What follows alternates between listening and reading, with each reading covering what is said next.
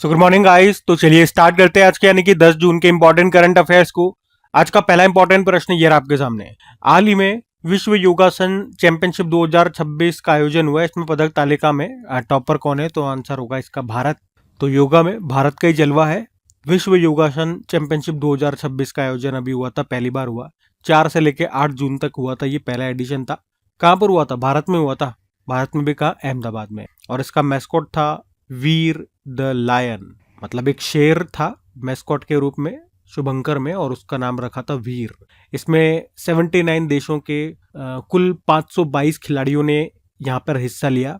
और भारत ने यहाँ पर टोटल 114 मेडल जीते हैं, जिसमें से 102 गोल्ड है, 9 सिल्वर है और 3 ब्रोंज है। और इस तरह से मेडल टैली में आप देख सकते हो भारत पहले स्थान पर रहा, जापान यहाँ पे दूसरे नंबर पर है, तीसरे नंबर पर अर्जेंटीना है। वैसे आप देखोगे नेपाल ने भारत के बाद सबसे ज्यादा मेडल जीते हैं 52, लेकिन आपको पता है जो मेडल टैली में जो रैंकिंग दी जाती है वो गोल्ड को देख करके दी जाती है। तो भले ही जापान के पास ओवरऑल मेडल कम है, लेकिन गोल्ड उसके पास नेपाल से ज्यादा है, 3 गोल्ड जीते। ठीक है, देखो योगा की अगर हम बात करते हैं ना, तो एक तो दिवस आपको याद आएगा, जो योगा दिवस होता है 21 जून को मनाया जाता है। और याद रखना इस बार की थीम क्या है? स्वस्थ वृद्धावस्था के लिए योग, योगा फॉर हेल्दी एजिंग।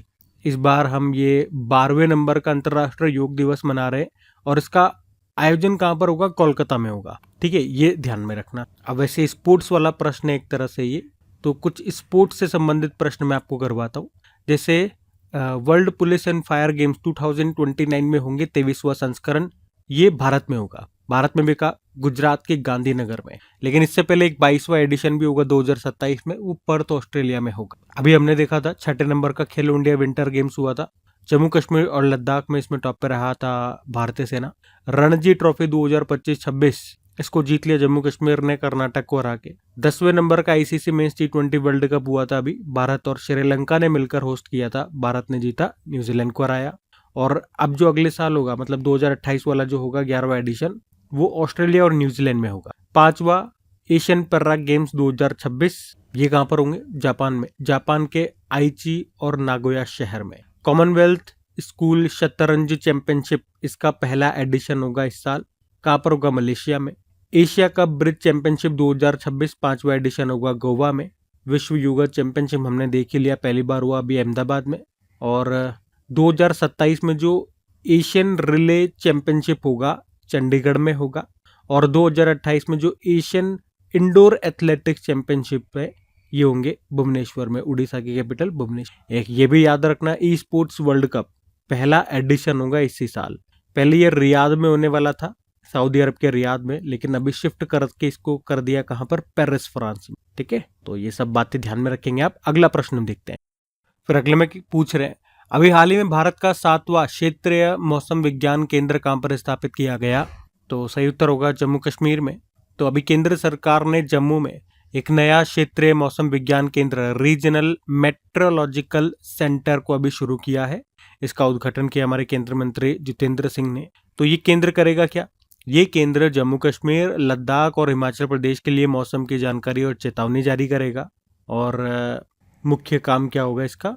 तो हमने बताया, ये केंद्र मौसम की निगरानी करेगा और समय पर चेतावनी जारी करेगा, जैसे अचानक बाढ़ का आ जाना, भूस्खलन, क्लाउड बर्स्ट, जो बादल फट जाते हैं, हिमस्खलन, भारी बर्फबारी होती है, आंधी तूफान होने वाला है, तो इन सब के बारे में पहले से वो चेतावनी जारी कर देगा। और ये केंद्र मुख्य रूप से किन राज्यों के लिए काम करेगा? जम्मू कश्मीर, लद्दाख और हिमाचल प्रदेश, मैंने आपको बताया, यहाँ के लिए ये मौसम की जानकारी देगा, चेतावनी जारी करेगा। और ये आप कह सकते हो उस तरह से भारत का ये 7वां क्षेत्रीय मौसम विज्ञान केंद्र है। इससे पहले क्या होता है इन राज्यों के लिए, जिन राज्यों के मैंने नाम बताए, जम्मू कश्मीर, लद्दाख, हिमाचल प्रदेश, इन राज्यों की जो मौसम सेवाएं हैं वो दिल्ली से संचालित होती थी, लेकिन अब जम्मू से। और ये हमने कहा इस तरह से भारत का 7वां क्षेत्रीय मौसम विज्ञान केंद्र है।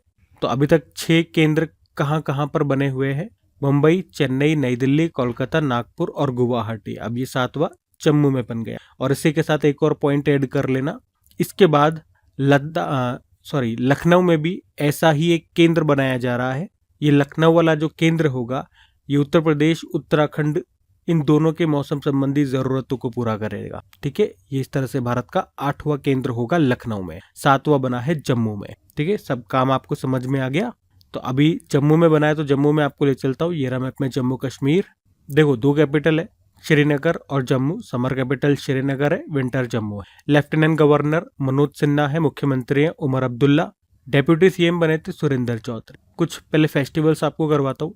पट उत्सव, हैरत महोत्सव, तवी महोत्सव, कंचोत महोत्सव, बंगास वैली महोत्सव, अहरबल महोत्सव, खीर भवानी मेला, चिनार बुक फेस्टिवल श्रीनगर में हुआ था, पंजत महोत्सव। दुनिया का सबसे ऊंचा रेलवे ब्रिज ये आपको मिलेगा चिनाब नदी के ऊपर। भारत की पहली कैनबिस मेडिसिन परियोजना शुरू हुई। वर्ल्ड क्राफ्ट सिटी प्रमाण पत्र पाने वाला चौथा भारतीय शहर बना था कश्मीर। और भारतीय रेलवे का 69 नंबर का डिवीजन यानी कि मंडल ये बना जम्मू डिवीजन। यहाँ पर Dachigam national park, Kishtwar national park, Salim Ali national park ये सब आपको मिल जाएंगे। कुछ और प्रश्न अभी लेटेस्ट दिखाता हूँ आपको, रिवाइज कराते हैं। जम्मू कश्मीर के बारामूला जिले के जेहनपोरा क्षेत्र में 2000 साल पुराने बौद्ध स्तूप और सुनियोजित शहर बस्ती के अवशेष मिले थे। शीत जल मत्स्य पालन, कोल्ड वाटर फिशरीज पर अपनी तरह का पहला राष्ट्रीय सम्मेलन श्रीनगर में हुआ था। और एशिया का सबसे बड़ा ट्यूलिप गार्डन ये आपको मिलेगा श्रीनगर में। केंद्रीय मंत्री जो है राजीव रंजन सिंह जी, इन्होंने जम्मू कश्मीर के अनंतनाग जिले में 100 करोड़ रुपए की एकीकृत एक्वा पार्क परियोजना को मंजूरी दे दी है। और एवरेडी इंडस्ट्रीज ने भारत की पहली और एकमात्र अल्कलाइन बैटरी बनाने वाली फैक्ट्री जम्मू कश्मीर के सांबा जिले में शुरू की है। ठीक है, तो ये सब ध्यान रखना जम्मू कश्मीर से। हम अगला प्रश्न देखते हैं। फिर अगले में पूछ रहे हैं, अभी हाल ही में हान सियोंग सुक किस देश की महिला प्रधानमंत्री बनेंगी? तो आंसर होगा साउथ कोरिया। तो साउथ कोरिया की जो राष्ट्रपति है कौन? ली जाए म्यूंग। इन्होंने भी हांग सियोंग सुक को साउथ कोरिया का नया प्रधानमंत्री बनने के लिए चुना है। इन्हें बनाया जाएगा साउथ कोरिया का नया प्रधानमंत्री। ये जो हान सेयोंग सुक है, ये इससे पहले साउथ कोरिया की एक बड़ी इंटरनेट कंपनी है नावेर, उसकी सीईओ रह चुकी है। वर्तमान में वो एमएसएमई और स्टार्टअप मामलों की मंत्री हैं। और अभी वहाँ की जो संसद है, नेशनल असेंबली जिसको कहते हैं, उसकी मंजूरी मिलते हुए साउथ कोरिया की दूसरी महिला प्रधानमंत्री बन जाएंगी। ठीक है, सिर्फ इतनी सी बात याद रखना है। साउथ कोरिया की अब जल्द ही, मतलब वहाँ की संसद की मंजूरी मिलना बाकी है, वो मिलते ही साउथ कोरिया की ये दूसरी महिला प्रधानमंत्री होंगी। नाम है हान सेयोंग सुक। वहाँ के राष्ट्रपति कौन है? ली जाए म्योंग। अब मैं आपको साउथ कोरिया ले चलूंगा, लेकिन उससे पहले अभी लेटेस्ट जिन भी देशों में नए लीडर बने हैं प्रधानमंत्री प्रेसिडेंट वाले प्रश्न, वो आपको रिवाइज कराता हूँ। अभी गिनी देश के राष्ट्रपति बने थे मामाडी डोम्बोया। नीदरलैंड के सबसे युवा प्रधानमंत्री रॉब चेटेन। बारबाडोस के नए प्रधानमंत्री मिया मोटली। ईरान का सर्वोच्च नेता चुना गया मोहताज खामेनेई को। बांग्लादेश के नए प्रधानमंत्री तारिक रहमान। नेपाल के सबसे युवा प्रधानमंत्री बालेंद्र शाह। म्यांमार के राष्ट्रपति मिन आंग ह्लाइंग। वियतनाम के नए राष्ट्रपति तोलाम। इराक का नया राष्ट्रपति निजार रमेदी। हंगरी के प्रधानमंत्री पीटर मैगियार। बुल्गारिया के नए प्रधानमंत्री रुमेन रादेव। कोस्टारिका की दूसरी महिला राष्ट्रपति लौरा वर्जीनिया। युगांडा के राष्ट्रपति योवेरी मुसेवेनी। इराक के प्रधानमंत्री अली फली कादिम। सेनेगल के नए प्रधानमंत्री अहमदो अल अमीनोलो। स्लोवानिया के नए प्रधानमंत्री जानेज जेंसा। और डेनमार्क की प्रधानमंत्री अभी फिर से बन गई, मेटे फ्रेडरिक्सन इनका नाम है। हम साउथ कोरिया की बात कर रहे हैं, तो ये रहा मैप में साउथ कोरिया। कैपिटल सियोल होती है, करेंसी है साउथ कोरियन वॉन, प्रेसिडेंट ली जाए म्योंग। और साउथ कोरिया और नॉर्थ कोरिया के बीच की जो बॉर्डर लाइन है उसको क्या कहते हैं, या उसको डिवाइड करने वाली जो लाइन है उसको कहते हैं 38 डिग्री पैरेलल। यहाँ की जो अभी नई स्पेस एजेंसी बनी थी उसका नाम है कासा। कुछ और प्रश्न देखोगे तो स्कूल कक्षा में मोबाइल पर प्रतिबंध लगाने वाला विधेयक अभी साउथ कोरिया ने पारित किया था। अभी भारत और साउथ कोरिया के बीच में एक नेवल एक्सरसाइज हुआ था, पहली बार हुआ, पहला एडिशन था। नाम है इन रोकिन, ये नाम से अभ्यास हुआ था। कहाँ पर? साउथ कोरिया में हुआ था। और इसमें भारत की तरफ से आईएनएस सह्याद्री ने हिस्सा लिया था। अभी साउथ कोरिया ने अमेरिका के जो राष्ट्रपति डोनाल्ड ट्रंप, उनको अपना सर्वोच्च राष्ट्रीय सम्मान ग्रैंड ऑर्डर ऑफ मुंगुंगवा से सम्मानित किया था। और यहाँ के जो पूर्व राष्ट्रपति थे यून सुक येओल, उनको उम्र कैद की सजा सुनाई गई। संयुक्त राष्ट्र ने म्यांमार के एक क्लीन कुकिंग प्रोजेक्ट इसको मंजूरी दे दी है, जो पेरिस समझौते के तहत कार्बन क्रेडिट पाने वाला दुनिया की पहली परियोजना बन गया। मतलब ये कार्बन क्रेडिट साउथ कोरियाई कंपनियां अपने उत्सर्जन को कम करने के लिए उपयोग करेगी। और अभी साउथ कोरिया में पहली बार एक रोबोट को बौद्ध भिक्षु यानी कि मॉन्क की तरह दीक्षा दी गई। इस रोबोट का नाम याद रखना गाबी है। आपको याद है पिछले साल जो वर्ल्ड आर्चरी चैंपियनशिप हुआ था वो साउथ कोरिया में ही हुआ था। भारत ने 2 मेडल जीते थे और मेडल टैली में भारत चौथे स्थान पर रहा था। पहले पे साउथ कोरिया रहा। और याद रखना, भारत का पहला मेगा ग्रीनफील्ड शिपयार्ड ये बनेगा तमिलनाडु के थुथुकुडी में। भारत और साउथ कोरिया मिलकर के बना रहे हैं। और साउथ कोरिया के इमजिंगांग पार्क में एक भारतीय युद्ध स्मारक भी बनाया गया है, जिसका उद्घाटन खुद हमारे रक्षा मंत्री राजनाथ सिंह ने किया था वहां जाकर। ठीक है, तो साउथ कोरिया से ये सारी बातें आपको ध्यान रखनी पड़ेंगी। हम अगला प्रश्न देखते हैं। फिर अगले में पूछ रहे हैं, हाल ही में लोकसभा स्पीकर जो हैं ओम बिरला, इन्होंने CPA India region zone 2 conference का उद्घाटन कहां पर किया? तो आंसर होगा चंडीगढ़ में। तो सीपीए मतलब Commonwealth parliamentary association India region zone 2, इसका आयोजन अभी 8 जून को हुआ। कहां पर? चंडीगढ़ में। उद्घाटन खुद लोकसभा अध्यक्ष ओम बिरला ने किया। ये 3 दिनों का सम्मेलन है और इसका आयोजन कर रहा है हरियाणा विधानसभा। तो इस सम्मेलन का आयोजन क्यों किया जा रहा है? तो विभिन्न राज्यों की विधानसभाओं के प्रतिनिधियों को एक मंच पर लाने के लिए, कानून बनाने और विधानसभा संचालन के अच्छे अनुभव को साझा करने के लिए, और देश के विकास से जुड़ी चुनौतियों और समाधानों पर चर्चा करने के लिए। और इसकी थीम भी है विकसित भारत 2047 के लक्ष्य को प्राप्त करने में जागरूक समाज और नीति निर्माताओं की भूमिका। अब इसी तरह से कुछ और सम्मेलन मैं आपको रिवाइज कराता हूँ जो अभी सब न्यूज में रहे थे लेटेस्ट। एक याद रखना, जलवायु परिवर्तन सम्मेलन जो हुआ था ना पिछले साल, कोप 30, वो बेलम ब्राजील में हुआ था। इस साल जो कोप 31 होगा अंतालिया तुर्की में होगा, और अगले साल जो कोप 32 होगा वो एडिस अबाबा इथोपिया में होगा। उसके अलावा 10वां राष्ट्रीय स्वास्थ्य शिखर सम्मेलन ये हुआ चंडीगढ़ में। नॉर्थ टेक सिंपोजियम का आयोजन प्रयागराज यूपी में। Santa Marta climate conference 2026 Santa Marta Colombia में। और पहला इंटरनेशनल बिग कैट अलायंस शिखर सम्मेलन नई दिल्ली में हुआ। मेंटेनेंस कमांड कमांडर्स कॉन्क्लेव का आयोजन इंडियन एयरफोर्स ने किया। कहां पर? नागपुर में। संयुक्त कमांडरों के सम्मेलन का दूसरा संस्करण हुआ जयपुर में।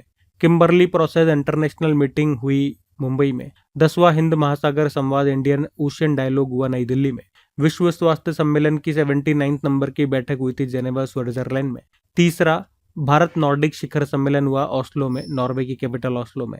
और अभी 26वां केंद्रीय क्षेत्रीय परिषद की जो बैठक हुई थी छत्तीसगढ़ के जगदलपुर में हुई। एशियाई उत्पादकता संगठन यानी कि एशियन प्रोडक्टिविटी ऑर्गेनाइजेशन की 68 नंबर की बैठक नई दिल्ली में हुई। भारत और चीन ने बीजिंग में सीमा मामलों पर चर्चा के लिए WMCC की 35वीं बैठक का आयोजन किया था बीजिंग में। और अभी जो यूरोपियन पॉलिटिकल कम्युनिटी समिट हुई थी उसमें पहला नॉन यूरोपियन कंट्री जो इसमें पार्टिसिपेट किया था वो कौन सा था? कनाडा था। इसकी 8वें नंबर की बैठक हुई थी अभी येरेवन आर्मेनिया में। ठीक है, तो ये सब भी ध्यान में रखना। अगला प्रश्न देखते हैं। फिर अगले में पूछ रहे हैं, हाल ही में चर्चा में रहा प्रधानमंत्री सुरक्षित मातृत्व अभियान कब शुरू किया गया? तो आंसर होगा इसका 2016 में। अब ये अभियान चर्चा में क्यों रहा? नाम है प्रधानमंत्री सुरक्षित मातृत्व अभियान।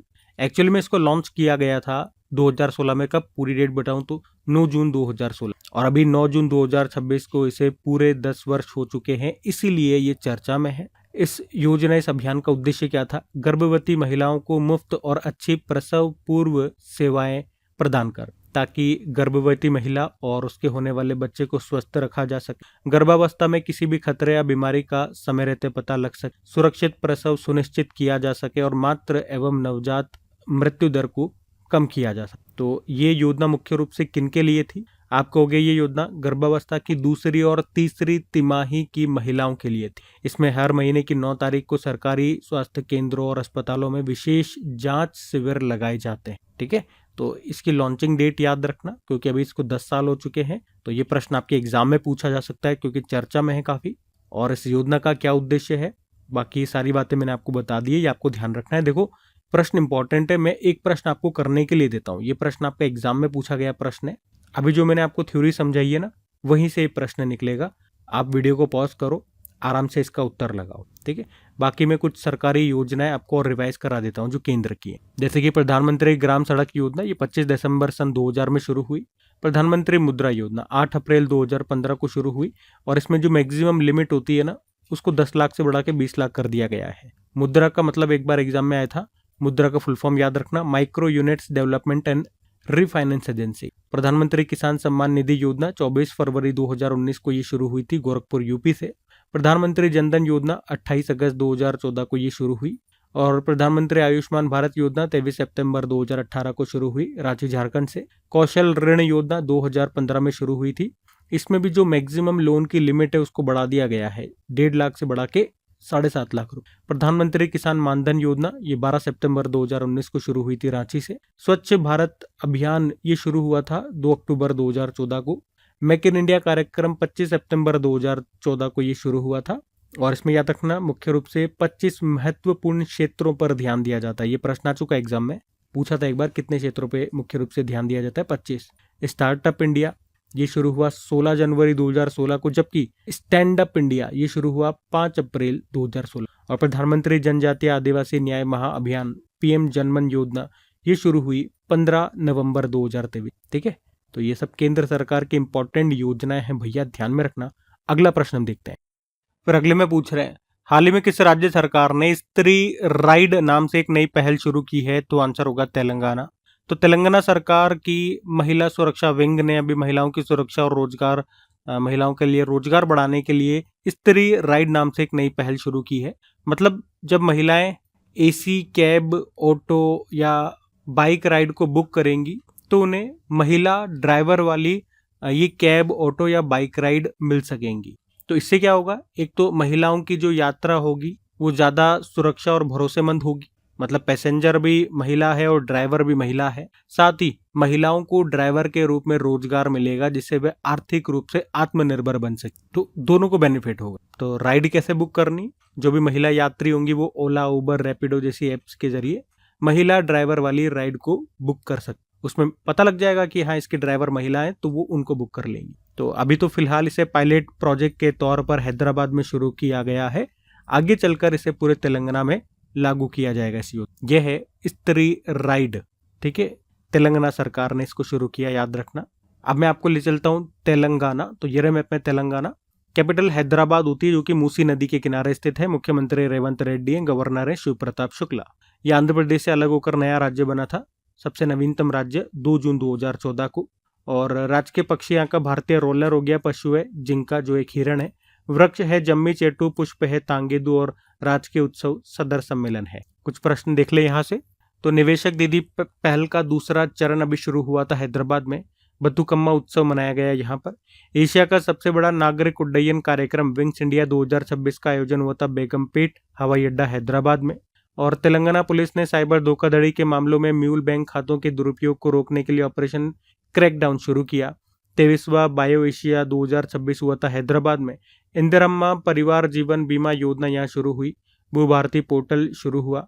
नीति आयोग के अटल इनोवेशन मिशन ने अभी तेलंगाना में 2 नई पहल शुरू की थी, अटल टिंकरिंग लैब सारथी और मेंटोर इंडिया अकेडमी। तेलंगाना सरकार ने कैंसर को अधिसूचित रोग, नोटिफिएबल डिजीज बना दिया है। और दूसरा रग्बी प्रीमियर लीग ये हुआ था गाचिबौली स्टेडियम हैदराबाद में। डॉक्टर श्रीनिवास राव को हैदराबाद में साल 2024-25 के लिए प्रोफेसर MS स्वामीनाथन पुरस्कार से सम्मानित किया गया। तेलंगाना सरकार ने प्रोजेक्ट संजीवनी नाम की एक नई योजना शुरू की। भारत की पहली स्पेस टेक यूनिकॉर्न कंपनी बन गई है स्काईरूट एरोस्पेस, जिसका मुख्यालय आपको मिलेगा हैदराबाद में। प्रधानमंत्री नरेंद्र मोदी ने तेलंगाना के वारंगल में भारत का पहला PM मित्र पार्क का उद्घाटन किया। और तेलंगाना के खम्मम जिले के वेंकटपुरम गांव में भारत का पहला महिला स्वयं सहायता समूह सेल्फ हेल्प ग्रुप द्वारा संचालित सौर ऊर्जा संयंत्र शुरू किया। ठीक है, ये तेलंगाना से अभी बिल्कुल लेटेस्ट प्रश्न है भैया, ध्यान में रखना। अगला प्रश्न देखते हैं। फिर अगले में पूछ रहे हैं, सिप्री ईयरबुक 2026 के अनुसार परमाणु हथियार के मामले में भारत का स्थान क्या है? तो आंसर हो जाएगा छठा। तो सिप्री ने अपनी सिप्री ईयरबुक 2026 को अभी लॉन्च की। तो इस ईयरबुक में सिप्री दुनिया में न्यूक्लियर वेपन्स, मिलिट्री एक्सपेंडिचर, हथियार व्यापार के बारे में डेटा जारी करता है। और इस ईयरबुक 2026 के अनुसार जनवरी 2026 तक भारत के पास 190 न्यूक्लियर वेपन्स है। और इस आधार पर भारत दुनिया का छठा सबसे बड़ा न्यूक्लियर आर्म्ड कंट्री है। अच्छा, अगर बात करें कि दुनिया में कौन सा देश है जिसके पास सबसे ज्यादा न्यूक्लियर वेपन्स है, तो वो है रशिया, 4400। अमेरिका के पास है 3700। चाइना के पास 620 है। भारत देखो, भारत ये छठे स्थान पे रखा है, भारत के पास 190 है। अच्छा, भारत के नीचे पाकिस्तान है 7वें स्थान पे, इसके पास 170 बताए गए। बाकी सिप्री ईयरबुक की बात करें, हर साल सिप्री के द्वारा इसको निकाला जाता है, लॉन्च किया जाता है। और इसमें दुनिया में न्यूक्लियर वेपन्स, मिलिट्री एक्सपेंडिचर, हथियार व्यापार के बारे में डेटा दिया जाता है। पहली बार 1969 में इसको जारी किया गया था। सिप्री इसको जारी करता है। सिप्री मतलब Stockholm international peace research institute. ये एक इंटरनेशनल रिसर्च इंस्टीट्यूट है। ये मिलिट्री, न्यूक्लियर वेपन्स और हथियार व्यापार से रिलेटेड डेटा जारी करता है। ये स्थापित हुआ था 1966 में। इसका मुख्यालय आपको मिलेगा स्टॉकहोम, स्वीडन में। ठीक है, तो जनवरी 2026 तक भारत के पास कितने न्यूक्लियर वेपन्स हैं? 190 हैं, और इसके साथ ये छठे स्थान पर आता है। ठीक है, ये ध्यान में रखना। अगला प्रश्न देखिए। फिर अगले में पूछ रहे हैं, अभी हाल ही में अंतर्राष्ट्रीय अभिलेखागार दिवस 2026 कब मनाया गया? तो आंसर हो जाएगा इसका 9 जून को।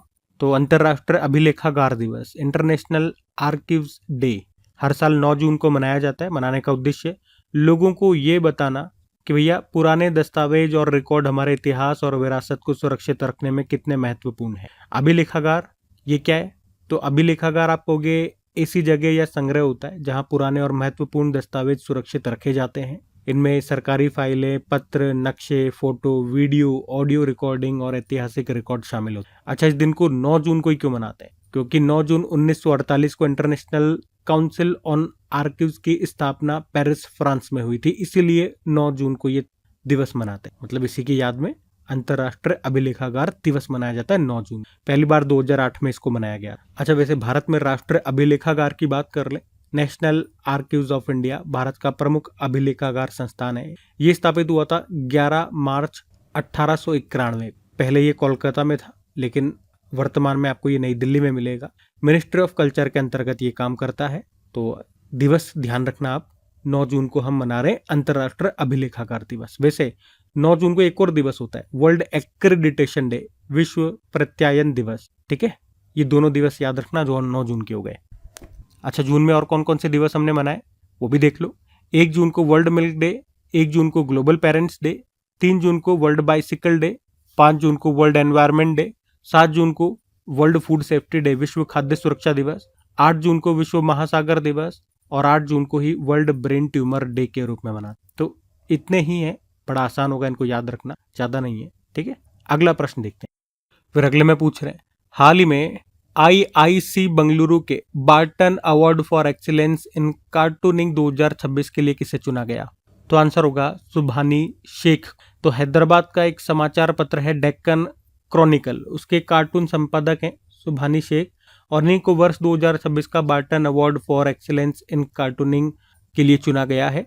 मतलब इनको ये सम्मान दिया जाएगा। ये पुरस्कार कार्टून कला और पत्रकारिता में उनके शानदार योगदान के लिए दिया जा रहा है उनको। कौन देता है ये पुरस्कार? बंगलुरु की एक संस्था है इंडियन इंस्टीट्यूट ऑफ कार्टूनिस्ट, उसके द्वारा ये सम्मान दिया जाता है। ठीक है, तो इस बार ये सम्मान दिया जाएगा सुभानी शेख। ये हैदराबाद का एक समाचार पत्र है डेक्कन क्रॉनिकल, उसके कार्टून संपादक हैं सुभानी शेख। ये ध्यान रखना, इनको 2026 का Barton award for excellence in cartooning ये दिया जाएगा। ठीक है, तो कौन सा अवार्ड है, कौन देता है, किनको मिल रहा है, ये बात ध्यान रख। बाकी कुछ लेटेस्ट अवार्ड्स मैं आपको रिवाइज करवाता हूँ। अभी 2 भारतीय सैनिकों को आपको याद होगा, लांस हवलदार हरभजन सिंह और नायब सूबेदार सुजीत कुमार प्रधान। इनको संयुक्त राष्ट्र के द्वारा मरणोपरांत डैग हैमरस्कॉल्ड पुरस्कार या पदक दिया जाएगा। उसके अलावा तमिलनाडु के पोलाची के किसान वल्लुवन को संयुक्त राष्ट्र के फूड एग्रीकल्चर ऑर्गेनाइजेशन ने मृदा किसान नायक सोयल फार्मर हीरो पुरस्कार से सम्मानित किया। सऊदी अरब में भारतीय हज मिशन को पहली बार 2 प्रतिष्ठित लब्बेतुम पुरस्कार प्रदान किया गया। द अर्थ प्राइज 2026 ये भी 3 भारतीयों को दिया गया। 3 भारतीयों की एक टीम है, इन्हें इनकी नई तकनीक जिसका नाम है प्लास्टिक, उसके लिए ये सम्मान दिया गया द अर्थ प्राइज। वो 3 भारतीय हैं, विवान छाछरिया, एरियाना अग्रवाल और अव्याना मेहता। उसके अलावा प्रिंसेस ऑफ ऑस्टोरियस स्पोर्ट्स अवार्ड 2026 से सम्मानित होने वाले पहले व्यक्तिगत फुटबॉल खिलाड़ी बन गए लियोनेल मेसी। ये स्पेन का एक बहुत बड़ा प्रतिष्ठित अंतरराष्ट्रीय पुरस्कार है जो अभी इनको दिया गया। ठीक है, ये बिल्कुल लेटेस्ट कुछ अवार्ड्स हैं, अभी इनको ध्यान में रखना। अगला प्रश्न हम देखते हैं। फिर अगले में पूछ रहे हैं, हाल ही में रुमेश थरंगा जेवलिन में 90 मीटर का आंकड़ा पार करने वाले चौथे एशियाई खिलाड़ी बन गए। इनका संबंध किस देश से है? तो आंसर होगा श्रीलंका। तो श्रीलंका के भाला फेंक जेवलिन थ्रोवर खिलाड़ी है, नाम है रुमेश थरंगा पथिरागे, और अभी इन्होंने रोम डायमंड लीग में 92.62 मीटर दूर भाला फेंक करके इतिहास रच दिया। तो अभी जो उन्होंने थ्रो किया वो है 92.62 मीटर का, और इस थ्रो के साथ आप कह सकते हो ये उनके करियर का बेस्ट प्रदर्शन। और 2026 का ये दुनिया का सबसे लंबा भाला फेंक है, मतलब सबसे दूर किसी खिलाड़ी ने भाला फेंका है, और इस तरह से वो 90 मीटर क्लब में शामिल हो गए। इसका मतलब है 90 मीटर से ज़्यादा थ्रो फेंकने वाले खिलाड़ियों का एक क्लब, मतलब 90 मीटर से अभी तक कितने खिलाड़ियों ने ज़्यादा फेंका है उनमें ये शामिल हो गए। वैसे तो ऐसा करने वाले अगर पूरी दुनिया में देखेंगे तो ये 28वें खिलाड़ी बन गए जिन्होंने 90 मीटर से ज़्यादा दूर भाला फेंका है। और एशियाई खिलाड़ियों में देखोगे तो ये ऐसा करने वाले चौथे खिलाड़ी बन गए। और एशियाई खिलाड़ियों में भी अगर हम देखें कि सबसे जो 4 खिलाड़ी हैं उनमें सबसे दूर जो भाला फेंका है वो पाकिस्तान के अरशद नदीम ने फेंका था 92.97 मीटर। उसके बाद अब ये रुमेश ने फेंका है श्रीलंका के, जो है 92.62 मीटर दूर। नीरज चोपड़ा ने, जो भारत के हैं, उन्होंने फेंका था 90.23 मीटर दूर। और चीनी ताइपे के चाओ सुन ने 91.36 मीटर दूर ये भाला फेंक। ठीक है, तो ये ध्यान में रखना। बाकी ये थी आज की हमारी करंट अफेयर्स की क्लास। कमेंट करके जरूर बताइएगा सेशन आपको कैसा लगा। अच्छा लगे तो प्लीज इसे अपने दोस्तों के साथ में स्टडी ग्रुप में शेयर जरूर करना। वीडियो को लाइक नहीं करा तो लाइक कर देना। बाकी डेली इनकी पीडीएफ आपको मिल जाती है, प्रैक्टिस के लिए क्विज करने को आपको मिल जाती है। कहाँ पर? अपनी क्रैक एग्जाम एप्लीकेशन में, जिसका लिंक नीचे डिस्क्रिप्शन बॉक्स में गिवन है। बाकी चलो अभी कल के करंट अफेयर्स का हम क्विक रिवीजन कर लेते हैं और सेशन एंड करते हैं। तो कल पहला प्रश्न पूछा था द सेकंड ऑर्बिट, इस बुक को अभी लॉन्च किया गया, लेखक हैं शुभांशु शुक्ला।